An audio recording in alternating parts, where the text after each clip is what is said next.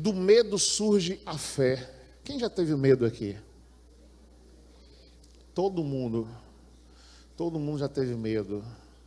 Até porque uma criança nasce com dois medos, o medo de cair e o medo de barulho. São os dois medos naturais. Êxodo capítulo 14. Êxodo 14, versículo 15 em diante. 14.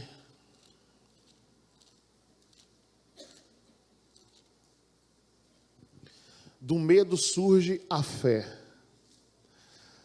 As biografias dos corajosos discípulos começam com capítulos de puro terror. O medo da morte, do fracasso, da solidão. A fé começa quando do fundo do vale vemos Deus no alto da montanha. Amém? Aí começa a fé. E você vai aprender hoje que quando você tiver medo, é uma grande oportunidade de surgir a fé na tua vida. Os grandes atos de fé, há uma semente de medo. Não foi a lógica que fez Moisés levantar seu cajado nas margens do Mar Vermelho, mas foi o medo.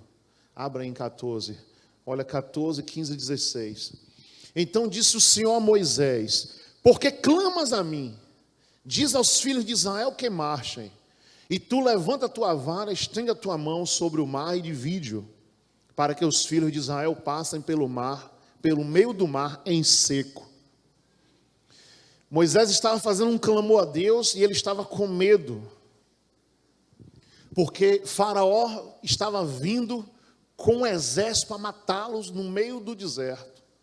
E na frente ele se dá ao mar, se depara com o mar. E naquela hora Moisés temeu, Moisés teve medo. Não é hora de orar, era hora de fazer um ato profético. E ele ora, e ele clama, mas não tinha tempo. E Deus diz: estende a tua mão, e ele estendeu a mão. E naquele momento de medo dele, surge uma coragem, ele estende aquela mão com coragem, Deus segura na mão dele, diz a ele: estende a tua mão, e o mar se divide, e o vento soprou. E o povo passou em seco. E Faraó depois foi atingido no meio do mar. Então naquele momento da virada de tudo, a virada da vida, surgiu o medo e ao mesmo tempo surge a fé e surge a coragem em Moisés. Estende a tua mão, Moisés. Outro texto que eu vou te mostrar aqui essa noite, não foi um médico que convenceu Naamã a mergulhar 7 vezes no rio. Abre em 2 Reis, pode colocar aí também do lado, nos telões, 2 Reis, capítulo 5, 2 Reis 5. A pessoa, quando tem medo, ela tem 2 tipos de reação: ficar trancada, se trancar, ficar parada, paralisada ou caminhar. 2 coisas vão acontecer. 2 coisas vão acontecer: ou ficar parada ou avançar. 2 Reis, capítulo 5, diz o texto, 13 a 14. 5, 13 a 14. Chegaram-se a ele os seus servos e lhe disseram: meu pai, se o profeta te houvesse indicado alguma coisa difícil, não a terias feito? Quanto mais dizendo-te a ele: lava-te e serás purificado. Pelo que ele desceu, mergulhou no Jordão 7 vezes, conforme a palavra do homem de Deus, e a sua carne foi restaurada, e se tornou como a carne de um menino e ficou purificado. Então, na hora que não foi uma comissão, não foi um médico, foi um profeta que disse: Naamã, mergulha naquele rio. Ele questionou o rio, tanto o rio com água limpa, por que descer nesse rio poluído?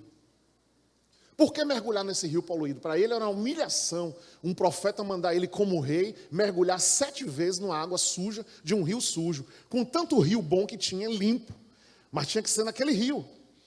E ele ali estava com medo da morte. Essa doença vai me matar.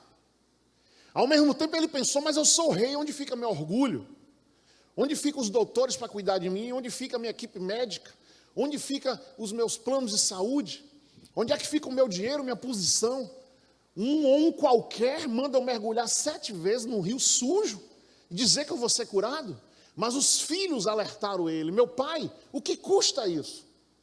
O senhor fazer o que o homem está mandando? O que custa isso? Faz. Certamente disseram assim, faz para ver se vai dar em alguma coisa. E ele mergulha 7 vezes e ficou a pele de um menino. As rugas foram embora, tudo foi embora. As doenças, as rugas, a pele marcada do sol, tudo foi embora. E Naamã teve o quê? A vitória. Então diga assim para quem está ao seu lado, do medo surge uma semente de fé que pode mudar a sua vida. Amém, igreja? Oh, glória a Deus. Olha, outro texto aqui. Não foi o bom senso que fez nenhum comitê confiante que orou em uma pequena sala em Jerusalém, intercedendo para que Pedro fosse solto. Foi uma igreja sem opções, uma congregação de indigentes, implorando ajuda. Precisavam de um milagre. Abrem Atos 12. Precisavam de um milagre. Pedro ser solto porque ele ia ser morto naquele momento.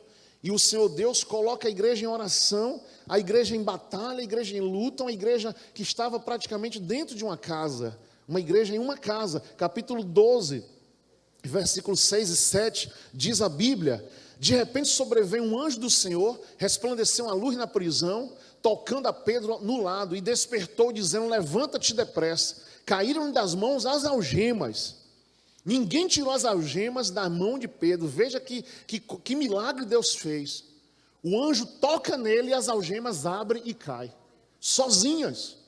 Ninguém abre, não foi a chave, não foi o carcereiro que foi chamado, abre as algemas de Pedro. Foi um milagre que aconteceu naquele momento. E tinha uma igreja orando, tinha uma igreja clamando, tinha uma igreja de joelhos. 9, Pedro saindo seguia, não sabia que era real o que o anjo estava fazendo, mas pensava estar tendo a visão. O próprio Pedro estava achando, isso aqui não é real não. Mas o anjo chamou ele, a algema caiu, ele foi. Aí ele na certa ele pensou, não, eu estou dormindo, eu não estou acordado, eu estou dormindo tendo uma revelação. Mas o anjo, vambora, e ele passou que aqueles homens ninguém viram e chegou naquela casa. Quando chega naquela casa, ninguém estava acreditando. Quando Deus faz um milagre na tua vida, nem você mesmo acredita. Quando Deus está movendo alguma coisa, quando Deus está fazendo alguma coisa, nem você mesmo acredita que Deus está fazendo essa situação na tua vida. Mas, querido, Deus vai fazer.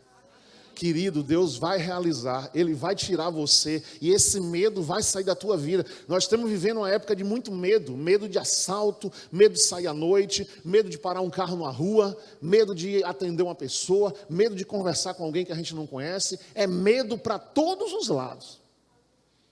Medo do que profissão vai seguir, medo se o casamento vai dar certo, medo de engravidar, se esse filho vai dar certo, se eu vou ficar com traumas nessa gravidez, se meu filho vai nascer perfeito, medo de colocar um negócio, medo de terminar um relacionamento, medo de começar um relacionamento. E assim é o medo e o pânico sobre a face da terra. E aqui a igreja estava... Todos estavam com medo, mas do medo saiu o quê? As orações. E eles foram clamando.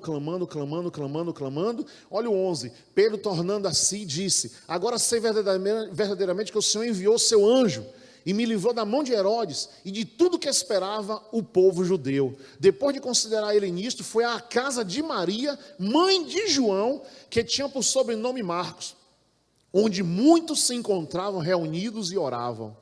Veja, a igreja estava orando em uma casa, orando, e eles não acreditaram. Ao 16, mas Pedro continuava a bater, e quando abriram, viram-no e se espantaram. Tipo assim, não é Pedro, Pedro está preso. Abriu a porta e viu Pedro em pé. Não, Pedro está preso, não é Pedro. E era Pedro sim, Pedro já estava solto, para a glória de quem? De Deus. Vamos aplaudir a ele? Para a glória de Deus. Agora veja aqui uma definição também bíblica sobre fé. Efésios, abrem Efésios capítulo 2. A fé não é uma recompensa concedida aos mais sábios. Tem pessoas sabidas, cheias de sabedoria, mas que não têm fé. Não tem fé. A pessoa é doutor, doutora, ou um grande comerciante, faz negócio, ganha, no negócio ele ganha de todo mundo, mas às vezes ele não tem fé. Quando precisa ter fé, cadê a fé? Não tem. Então veja, a fé não é a recompensa concedida aos sábios. A fé não é um título concedido aos mais religiosos. aos mais religiosos. Ah, eu não visto isso, eu não faço aquilo, eu não faço aquilo, mas às vezes a pessoa não tem fé. Não tem fé. Ah, eu não corto meu cabelo, eu não pinto minha unha, eu não faço a coisa, mas na hora da fé, cadê a fé? Aquela mulher não tem fé. Ah, eu jejuo tantas vezes por semana, eu fico na igreja dia e noite, eu moro dia e noite, mas na hora da fé, cadê a fé? A fé não é concedida aos mais religiosos. A fé é o abandono desesperado do barco, do esforço humano. Existe um grande barco conosco, que é o esforço humano. O que eu posso me esforçar? O que eu posso ter? O que eu posso fazer? A nossa mente sempre fica trabalhando, querendo fazer alguma coisa para socorrer a situação. Eu posso procurar fulano? Eu posso ir na casa de fulano? Ele vai me ajudar? Eu posso ir ao outro médico? Eu posso mudar de plano de saúde? Eu posso fazer o quê? E você continua fazendo. Todo esforço humano. Procuro meus parentes, procuro meus amigos, procuro quem? Procuro as pessoas, eu vou aonde? Eu faço o quê? E aí a mente não para de criar saídas e soluções. A mente não para. O tempo todo. Eu vou procurar uma nova solução, vou ter uma nova saída. Então, enquanto você está nesse barco, a fé, ela não vem, e o agir de Deus não vem. A fé é o abandono desesperado do barco do esforço humano, que está naufragando, e em uma oração pedindo a Deus que nos resgate das águas. O barco está afundando, mas eu continuo tentando diminuir a onda, tirando a água do barco. Eu continuo olhando para ver se tem um lugar para encostar o barco. Eu continuo fazendo tudo, mas estou dentro do barco. E cadê Deus? E cadê o clamor? E cadê o pedido? E cadê a palavra? Salva-nos! Muitas vezes é a última que vem na nossa mente. Olha Efésios capítulo 2, versículo 8. Diz assim: pois é pela graça que sois salvos. Diga amém. Por meio da fé. E isto não vem de vós, é dom de... Amém, igreja? Não das obras, para que ninguém se glorie. A fé é um dom de Deus. Se você crê que ela existe, se você quiser, ela vai vir sobre ti essa noite. Em nome de Jesus. Os orgulhosos não perguntam: vamos salvar as aparências ou afogar-nos no orgulho? Ou buscar a Deus? Não, a minha aparência é essa, todo mundo me conhece assim. Como eu vou mostrar outro lado, o lado da vida real? Então o orgulhoso, ele às vezes deixa de procurar Deus por causa da aparência. Quantas pessoas estão agora sem saber o que fazer de suas vidas? Quantas igrejas estão tendo cultos agora? E quantas pessoas dizem assim: eu nunca entro numa igreja. Eu morro, mas não entro numa igreja. Por quê? A aparência dele é de barzinho, a aparência dele é de festa, a aparência dele é de curtição. Como eu vou agora entrar numa igreja para que as pessoas pensem que eu serei santo ou serei santa? Se minha aparência sempre é uma e eu vou ter que mudar de aparência. Quer dizer, morre no orgulho. O barco está afundando, mas a pessoa está morrendo no orgulho sem dizer: Deus, me ajude. Porque ela está presa na aparência dela. O que vão dizer de mim se me verem com a Bíblia ou se me verem na igreja? Ela está presa no orgulho. Satanás está destruindo tudo na vida dela, mas ela está presa no orgulho. Tem outro tipo de gente também que está preso aqui, os legalistas. Os legalistas perguntam: vamos afundar sob o pesado chumbo da lei ou buscar Deus? Não, mas a lei é essa. Eu não posso sair da lei, eu não posso mudar isso aqui. Por quê? Minha avó nasceu católica, meu bisavô foi católico, nós somos católicos, eu não posso mudar essa lei. Legalistas. Minha família toda sempre foi assim. Por que agora eu vou ser crente? Eu já ouvi isso de muitas pessoas. A tradição, o legalismo, a tradição da minha família é essa religião. Eu não posso, como que a avó fosse sair de lá do caixão e fosse dizer: minha filha, você deixou de ser católica, você me envergonhou. Mas na cabeça da pessoa, eu não posso fazer isso com minha avó. Minha avó morreu, quando a pessoa também... A minha avó lia a mão das pessoas, minha avó fazia esse tipo de trabalho, minha avó ajudava as pessoas nessa religião, e ela disse que isso vinha para mim. Por isso que eu não posso ser crente, bem até que eu quero ser evangélico, mas não posso porque minha avó dizia isso, isso, isso, isso. Então os legalistas ficam em cima da lei, em cima daquilo que ele ouviu falar, e ele quer praticar aquela lei. Só que Jesus quer vir com a graça. Jesus quer vir com o poder.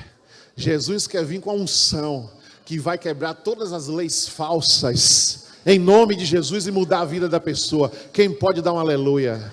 Quem pode glorificar o Senhor? Amém! Eita Deus tremendo! Outros duvidam e perguntam. Olha, um grupo de orgulhosos, um grupo de legalistas e um grupo de dúvida. Não, vamos alimentar a dúvida. E se a gente clamar a Deus, e mesmo clamando a Deus o barco afundar? E ele morre na dúvida. É o grupo que duvida de tudo. Não testa nada, não tem coragem de fazer um teste. Tudo é dúvida, dúvida, dúvida, dúvida, dúvida. E o tempo vai passando, a vida vai passando e ele morrendo na dúvida. Então vamos dizer agora, todas as dúvidas, legalidade falsa e orgulho, sai do nosso meio, sai da minha vida e sai de milhares de pessoas esta noite, em nome de Jesus. Amém? Glória a Deus. Agora vamos ver aqui qual foi a escolha de Pedro. Pergunte a quem está ao seu lado, qual foi a escolha de Pedro? Foi dúvida, foi orgulho ou foi legalidade? Qual foi a escolha de Pedro? Abre em Mateus 14. Mateus 14. Qual foi a escolha de Pedro? Do medo surge a fé. Do medo surge a fé. E daqui a pouco eu vou lhe provar um negócio aqui na Bíblia. Eu estou cheio de prova na Bíblia. Todo dia eu estou provando alguma coisa na Bíblia. Hoje eu vou provar mais um a você. 14, 30 e 31. Olha o que diz o texto. Quem quer saber que prova é essa hoje? Diga assim, você vai se surpreender. Então, Mateus capítulo 14. Diz assim, no 30. Mas observando o vento forte, teve medo. Está vendo? O apóstolo Pedro teve medo. Diga assim, medo não é demônio, é medo. Mas antes de ter medo, ou depois de ter o medo, diga, vai vir a fé na minha vida. Observando o vento forte, ele teve medo e começou a afundar. Clamou, Senhor, salva-me. Imediatamente Jesus estendeu a mão, tomou e lhe disse, homem de pequena fé, por que duvidaste? Por que duvidaste? Mas qual foi a escolha de Pedro no versículo 30? No versículo 30. Pedro estava passando uma situação que ele saiu do barco, o barco está nessa altura, o mar está aqui, ele sai andando. Ele está vivendo uma coisa que ninguém nunca vivenciou, a não ser Jesus. Jesus foi o primeiro a andar sobre o mar, Pedro foi o segundo. Pedro anda sobre o mar. Só que quando Jesus estava ali, andou uma distância muito grande, que o barco estava no meio do mar, Jesus veio da praia. Até acompanhar. E Jesus fez isso de propósito. Jesus estava com eles ao cair da tarde, Jesus disse, eu vou orar. Entrem no barco e podem ir, daqui a pouco eu chego lá. Jesus só foi chegar lá 3 da manhã. Orou do cair da tarde, 6 horas, 5h30, até 3 da manhã, direto. E aí Jesus disse, eu vou fazer uma brincadeira com eles agora. Vou brincar com esse barco, com esse pessoal. E aí o vento forte, tempestade, lá no mar da Galileia, a gente já esteve lá, né? Quem já esteve lá, uma benção. E aí ele saiu do barco e Jesus disse, todo mundo teve medo. Estou com medo, é um fantasma. Quem vem andando ali é um fantasma. Olha, naquele tempo já era assim. Já se tinha medo de fantasma. Imagine, hoje o povo ainda tem medo de fantasma. É um fantasma. E aí, Pedro, em primeira mão, Pedro diz, Senhor, se é tu mesmo, manda eu ir ter contigo. Pedro sempre era o afoito e não levava dúvida para casa. Ele estava com Jesus ali, eu estou para tirar minha dúvida agora. Aí Pedro sai andando e sai pisando na água, sem olhar o vento e sem olhar a tempestade. E vai ao encontro de Jesus. No meio do caminho, Jesus certamente ficou parado. No meio do caminho, para Pedro atingir Jesus, ele grita, ele teve medo, ele olhou a circunstância. Que bom que a nossa mente focasse em nunca olhar a circunstância. mas olhar sempre para Deus. Enquanto ele olhava para Jesus, ele caminhou e foi por cima do mar. Quando ele olhou, deixou de olhar para Jesus, olhou o vento, olhou a chuva, olhou a tempestade, ele afunda. Só que no momento que ele teve medo, ele afundou, e logo depois ele esqueceu o orgulho dele, ele esqueceu que ele era pescador, ele esqueceu que ele sabia nadar. Dificilmente um pescador não ia saber nadar. Ele esqueceu de voltar para o barco, ele esqueceu tudo, só lembrou de dizer: salva-me, salva-me, Senhor. Veio a fé e clamou a fé correta, porque tem fé num pedaço de pau, tem fé num pedaço de gesso, tem fé em qualquer coisa. Ele teve fé em quê? Em Jesus. Ele teve fé em Jesus. E ele diz: salva-me, Senhor, estende a mão, o pescoço fora d'água ainda, cai, sobe, desce a mão, salva-me, Senhor. E o Senhor agora anda até ele, segura e levanta também. E certamente foram agora os dois andando até dentro do barco. Enquanto ele ouvia Jesus dizendo: homem de pequena fé, por que duvidaste? Ele foi andando ali de mão dada até dentro do barco, em segurança e em paz. E agora aquele homem de medo passa a ter o quê? Fé. Então o medo, ele vem, a fé vem do medo. Não se preocupe se você tem medo. Agora não deixe esse medo se multiplicar e não dar resultado 0 vezes 0. O medo, quando encontrar a fé vai derrotar o medo e a fé vai explodir em você, em nome de Jesus. Diga assim: glória a Deus. Então veja, olha aqui agora outro texto, o seguinte nessa situação aqui, em Mateus 14:33, Mateus 14:33, fala aqui, ó: tendo passado para o outro lado, alcançaram terra em Genezaré. Não, o 33, entrando ambos no barco, o vento cessou. Veja que eles estavam na tempestade, o vento muito forte, vê Jesus andando, todos os apóstolos, vê Pedro andar, vê Pedro afundar, vê Pedro clamar, quem estava dentro do barco, e vê Pedro vir com Jesus para dentro do barco. Quando eles entram no barco, o vento passa. O barco fica ali, ó, não tinha uma onda no mar. O barco para, o vento para tudo. Agora você vai ver uma coisa aqui que eles nunca tinham feito. Eles já tinham visto Jesus curar, já tinham visto Jesus repreender espírito demoníaco, já tinham visto Jesus pregar para a multidão, e nunca eles, como igreja reunida, deram glórias ao Senhor e o adoraram. Só adoraram quando Pedro foi salvo e quando eles foram salvos também, porque o vento parou. Então, querido, você verdadeiramente só vai adorar a Deus quando você tiver um encontro forte com o medo, um encontro forte com a salvação do Senhor Jesus e um encontro forte com Ele.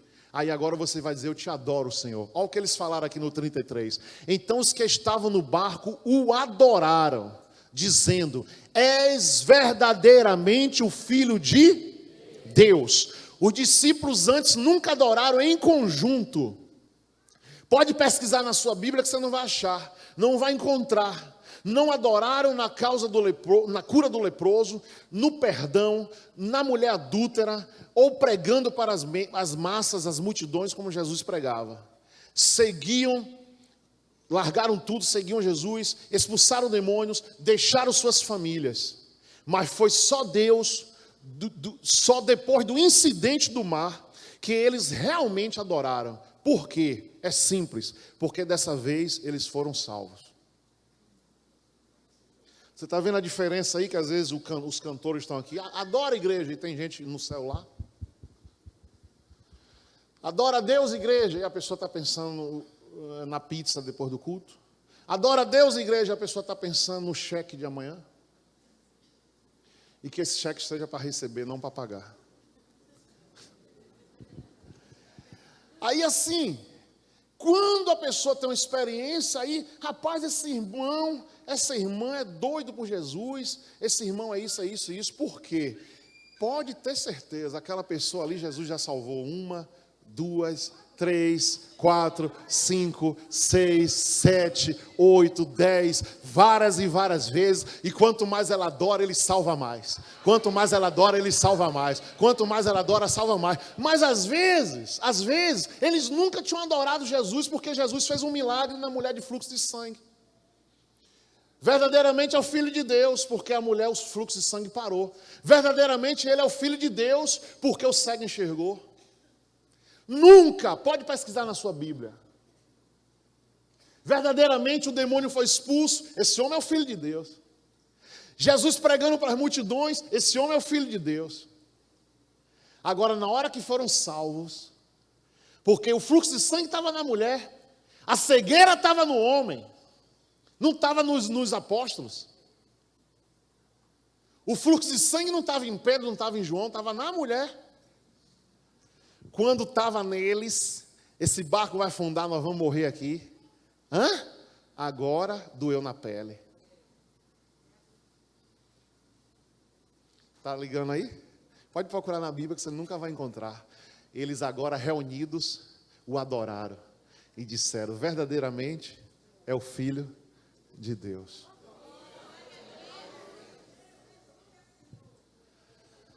Aí como é que eu fico? Senhor, abençoa teu povo. Mas como é que eu fico? Deus, dá experiência ao teu povo. O que é que eu vou orar? Porque se você tiver experiência, você vai ter medo.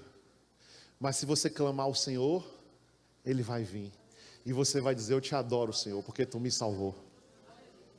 Você está entendendo? Quantos degraus você vai crescer? Como tua vida espiritual vai dar uma guinada, tu vai mudar? Porque agora tu não vive só de ler a Bíblia. Deus salvou Daniel na cova dos leões. Deus salvou o filho de Abraão quando o próprio pai ia tirar a vida dele. Deus salvou aquela mulher do fluxo de sangue. Deus salvou fulano, Deus salvou fulano. Aí você ouve o testemunho aqui na igreja. Você ouve os testemunhos na Bíblia, os testemunhos daqui da igreja. Você ouve testemunhos de outras igrejas. Mas você continua: eu nunca passei por isso. Será que Jesus é esse rei mesmo? Rapaz, ele curou a perna do cara lá, cresceu, foi um testemunho que impactou minha vida. Porque o cara chegou lá na minha igreja, que eu congregava, deu um testemunho lá do Espírito Santo, sofreu um acidente. Foi 2 testemunhos que impactaram minha vida. Impactaram o meu, eu chorava que o banco balançava, aquele banco de madeira, 7 pessoas sentadas e o banco balançava. Se fosse essa cadeira, eu ia me quebrar todo no chão. Aí o banco de madeira, 7 pessoas, e eu chorando. O cara mostrou no telão o parafuso do titânio da perna dele. É assim, fez assim, ó. Cresceu a perna do cara 14 centímetros. Ele sofreu um acidente, botou titânio na perna, a perna ficou menor do que a outra. Aí ele ficou assim, tá entendendo? Cara novo. E esse cara se converteu. E Jesus dizia por várias pessoas: vou crescer sua perna. Aí ele dava risada: crescer minha perna é titânio, nem osso tem mais. Vou crescer sua perna, vou crescer sua perna, vou crescer sua perna. Um belo dia ele viu a perna, aquela dor, deu uma dor na hora. Ele na cama lá, a perna, ele correu para o médico. Quando chegou lá que fez a radiografia, os parafusos tudo envergaram assim, ó, acompanhando o crescimento do titânio, do osso, seja lá o que for. E esse homem rodou o Brasil todo na década de 90, mostrando ao país inteiro essa radiografia em todas as igrejas que ele ia. Naquele tempo não era data show, como era o negócio daquele negócio? Retroprojetor. Aí mostrava no retroprojetor, a igreja toda, e ele dizia: se você não está acreditando na parede, vem aqui depois que eu lhe mostro meu exame. Aí todo mundo, tinha gente que não ia, eu quero ver. Aí via a radiografia, quando o parafuso fez isso, ó, envergou para baixo, porque cresceu alguma coisa, o parafuso teve que acompanhar.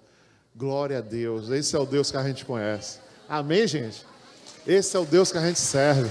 Esse é o Deus maravilhoso, que faz milagres.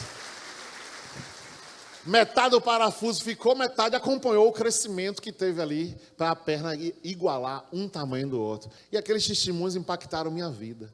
E eu quero que Deus venha impactar a tua vida. Aí como é que eu vou orar?